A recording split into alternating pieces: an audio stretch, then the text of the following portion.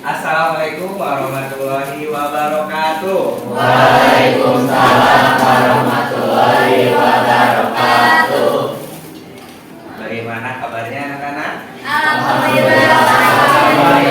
Baik ya. Semoga kalian sehat sampai akhir pelajaran. Gimana? Udah pada sarapan belum? Meskipun kalian belum sarapan, kalian harus tetap semangat ya. Amin. Nah, di sini ada yang nggak hadir atau hadir semua? Siapa tuh? Nah, ini kenapa dia hadir? Kenapa ya? Alba ya. Oke, mungkin nanti suruh ke bapak aja ya, ke kantor. Suruh temuin bapak besok gitu ya. Nah, sebelum memulai pelajaran nih, ketua kelasnya kawan. Boleh ya, supaya kelasnya lebih berkah, belajar lebih berkah, dipimpin dulu doa.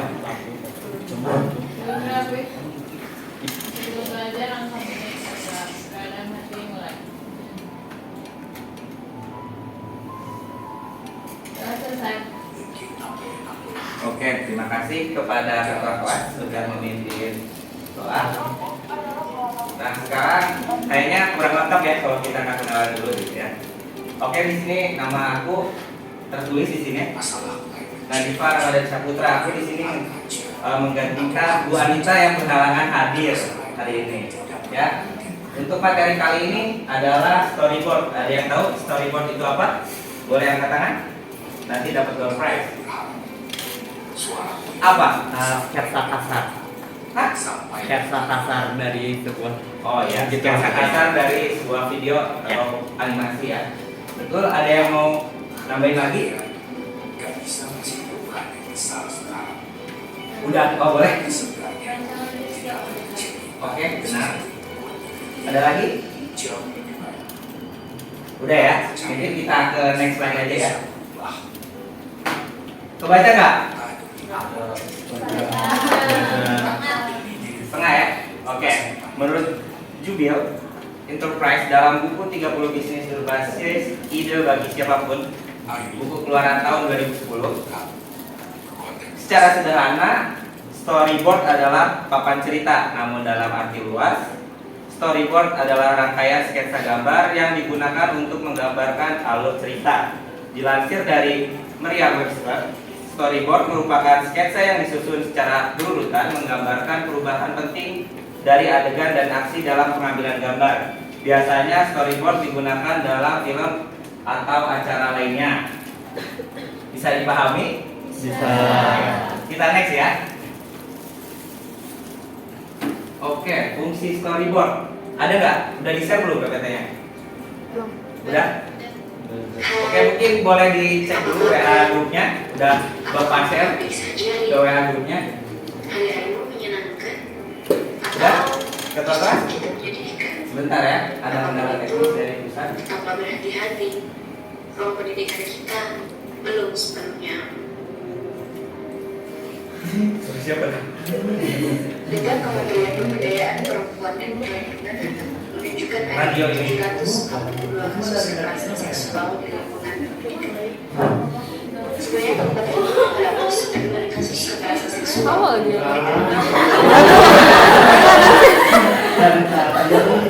Pantesan gua yang nimbrung gitu ya, guys.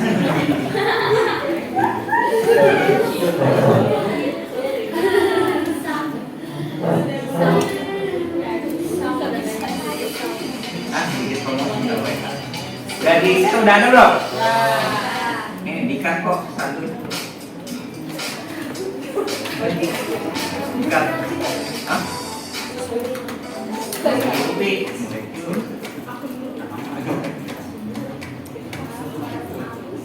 Udah.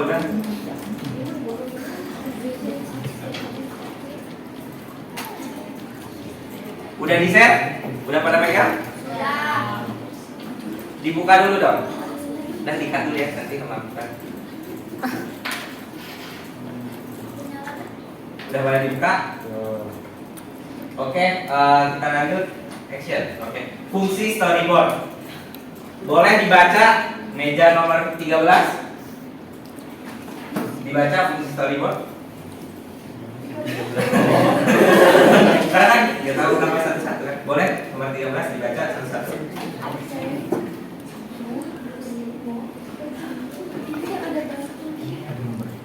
Oh belum nyala. Boleh yang udah buka siapa? Boleh? Ibu ketua kelas boleh dibaca? Dari awal. Ya boleh dari awal. Storyboard berfungsi untuk menggambarkan alur cerita mulai dari awal hingga akhir. Selain itu, storyboard juga berfungsi untuk merencanakan proses pengambilan gambar agar lebih terstruktur. Storyboard berfungsi sebagai pedoman mulai dari proses produksi hingga proses pengeditan, sehingga prosesnya lebih mudah dan hasilnya sesuai. Storyboard berperan besar dalam proses pembuatan audiovisual seperti video, animasi, atau film. Oke, terima kasih kepada Ibu Ketua Kelas telah mulai tentang fungsi dari storyboard. Oke, bisa kita garis bawahi kalau fungsi storyboard itu untuk merencanakan proses pengambilan gambar agar lebih terstruktur gitu ya. Bisa dipahami? Bisa. Oke, kita next. Manfaat dari storyboard. Yang pertama, mengorganisir proses pengambilan gambar. Yang kedua, memudahkan dalam membuat dan memahami alur cerita. Yang ketiga, tidak lupa dengan alur gambar atau cerita yang sudah kita rencanakan supaya gak ganti-ganti itu ceritanya.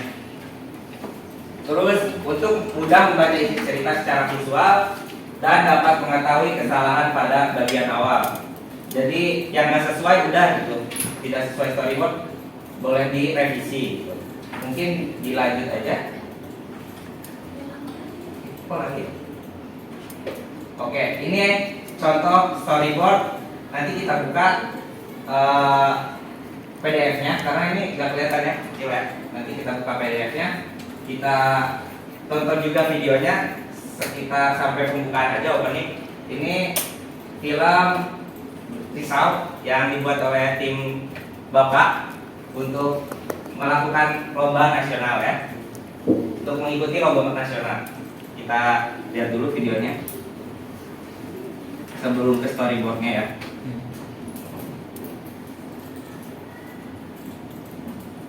Lihat. Enggak, pesan dari itu apa? Pesan dari video itu apa?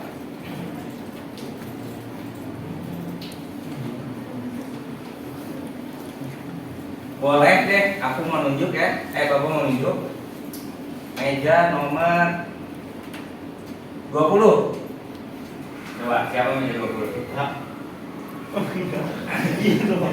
Apa pesan yang bisa diambil dari video tadi? Boleh? Enggak bohong, bangun. Mungkin boleh dibantu oleh nomor 19.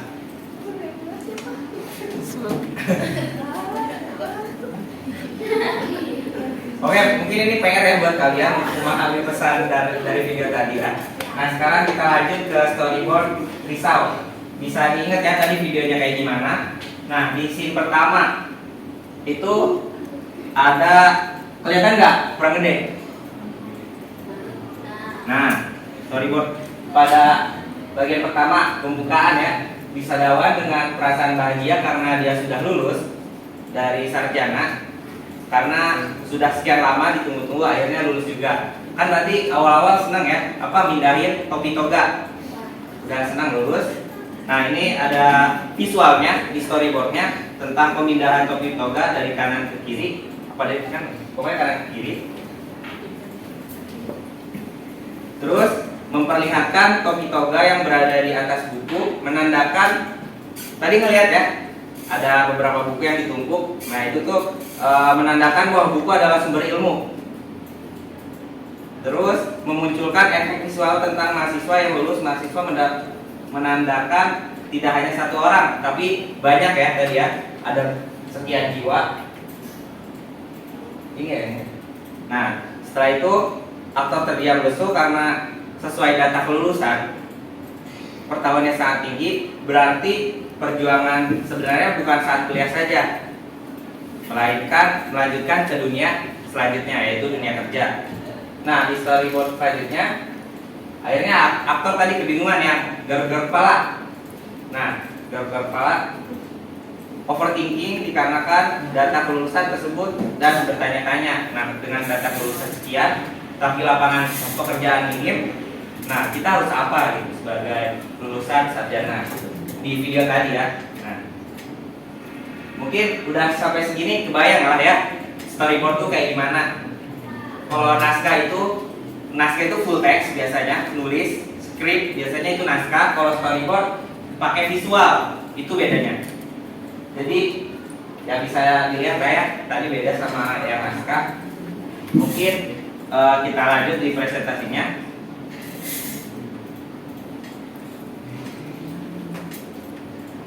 Nah, dilanjut ya. Pertama, tahapan membuat storyboard yaitu penentuan tema. Kan kalian ingin menentukan iklan ya. Nah, tema iklannya tentang tote bag. Tote bag yang apa? Misalkan tahan banting, makasih ya. Misalkan tahan dibakar, misalkan tahan air, tahan jambret misalkan. Nah, gitu. Di situ kalian temanya harus spesifik gitu. Tema harus ditentukan terlebih dahulu sebelum membuat storyboard. Tema ini berpengaruh pada naskah, sketsa gambar dan penggunaan media gitu. Jadi tema ini pokoknya paling penting gitu ya dari pembuatan ini apa storyboard, naskah. Pokoknya sebelum pembuatan video itu pasti bikin naskah, skrip sama storyboard. Bisa dimengerti? Terus pembuatan naskah. Setelah tema ditentukan, naskah harus dibuat secara rinci. Misalnya teks dialog. Nah, kalau naskah ada dialognya gitu ya. Terus keterangan dan hal lainnya yang berkaitan dengan pembuatan video, film atau animasi. Nah, terus tentukan poin pentingnya dalam pembuatan storyboard. Lalu tentukan gambaran sketsa kayak yang tadi. Yang terakhir biar tinggal direalisasikan sama kalian. Ya, kalau nggak video tidak sesuai dengan storyboard itu nggak apa-apa karena storyboard masih gambaran kasar kan, nggak apa-apa. Nah, terus ada yang kurang tadi di storyboard yang Bapak bikin, yaitu teknik pengambilan kamera, angle kamera. Ada yang zoom in, zoom out, benar kan? Ada ekstrim, ada long shoot, banyak. Ada frog eye. Ada yang tahu apa lagi? Boleh angkat tangan. Siapa yang tahu? Boleh angkat tangan yang di pojok kanan. Yang kiri nih kayaknya belum kesemprot ya, Bapak ya. Boleh, nomor meja nomor 18. Siapa namanya? Siapa? Andra. Sepak dulu. Jauh ya. Karena pakai masker, jadi kurang kedengaran. Nah, kira-kira ada apa aja nih teknik pengambilan video? Boleh deh sebutin 3 deh. Bird eye, Ya. frog eye, Ya.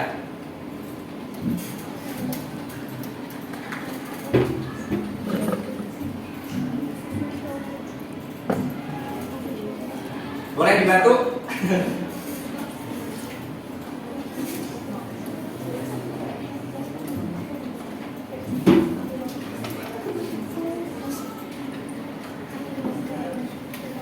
Close up ya. Yang mata itu close up, extreme close up. Nah, masih banyak lagi nanti kalian pelajari karena kan tugas kalian kayaknya kalau pembelajaran itu kurang gitu ya kalau nggak ada tugas, benar nggak? Alhamdulillah benar. Oke, jadi paling materi kali ini sedikit aja ya. Semoga kalian bisa nangkep gitu ya tadi. Dan nanti Bapak share PDF yang storyboard Bapak supaya kalian bisa ngeliat nih, misalkan bisa lihat sampai bawah gitu ya. Dan nanti link YouTube-nya juga Bapak share supaya kalian bisa bisa menganalisis gitu ya, supaya bisa menggarap nantinya. Mungkin segitu aja. Ada yang ditanyain? Aman ya? Alhamdulillah. Berarti kalian mengerti kalau begitu kan? Betul apa betul? Oke. Paling tadi katanya ada yang nanya tugas ya. Kalau nggak salah ini yang nomor 10 nanya tugas tadi. Tugasnya apa? Tugasnya kalian membuat storyboard ditambah sama teknik pengambilan videonya. Tadi ada banyak ya. Kalian bebas mau apa aja, yang penting sesuai dengan tema. Temanya apa? Tote bag ya, buat tadi Pak ya. Nah, ya mengipanin tote bag, jangan buat tote bag. Mengipanin tote bag. Nah, mungkin itu aja. Mau ditambahin? Oke, enggak ya. Barangkali kurang banyak gitu kan. Deadline-nya kira-kira berapa nih? 10 bulan. Kita kan harus diskusi gitu ya. 1 bulan itu kayaknya kecepatan. 2 minggu. 2 minggu lebih sehari. 2 minggu aja fix, tapi kelompok 3. Kelompoknya mau dipilihin sama bapak apa ketua kelas? Sama saya saja. Oke, nanti paling kelompoknya menyusul ya. Semoga kalian akrab dengan kelompoknya. Takutnya kan kalian udah ada circle masing-masing. Silakan. Tapi ternyata di kamu solid dilihat. Amin. Nah, mungkin itu aja ya. Mungkin kita tutup ya biar nggak kelamaan. Soalnya udah sejam Bapak berdiri di sini. Wassalamualaikum warahmatullahi wabarakatuh.